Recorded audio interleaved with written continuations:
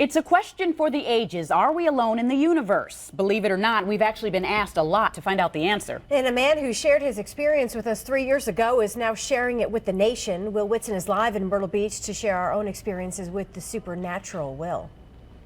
Well, we get a lot of calls to investigate stories, guys, and sometimes those stories, well, they happen up there. It's almost a cultural phenomenon for odd happenings to be in South Carolina and North Carolina, and when people experience it, they call us to share. We're taking phone calls, we're answering emails, looking at Facebook.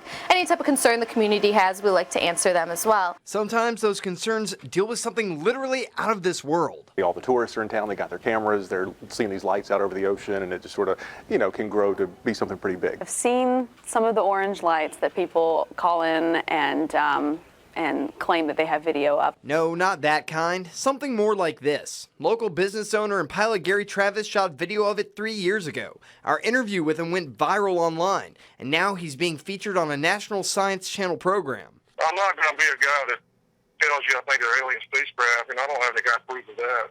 It'd be fun to think something like that might happen.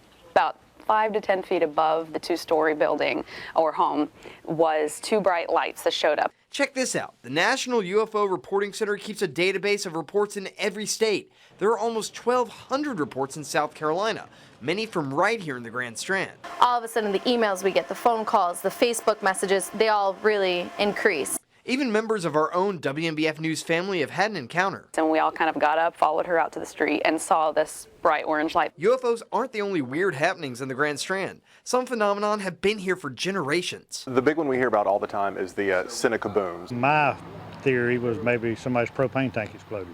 If you search hard enough, you may find a logical explanation. Probably the most common thing that we see around here is what's called chaff, which is basically little bits of metal particles that military aircraft drop. But after an encounter, you may want to believe there's something bigger out there. The universe is remarkable and it's infinite. Maybe we'll see a little sighting here over Myrtle Beach, over the Atlantic, and we'll be able to be live local late breaking on the scene then too. When I asked Travis about his experience on the Science Channel TV show, he said he was happy to share that experience. He says he thinks there are more people out there that have had these encounters with supernatural phenomenon, and he thinks they should speak up. Live in Myrtle Beach, Will Whitson, WNBF News.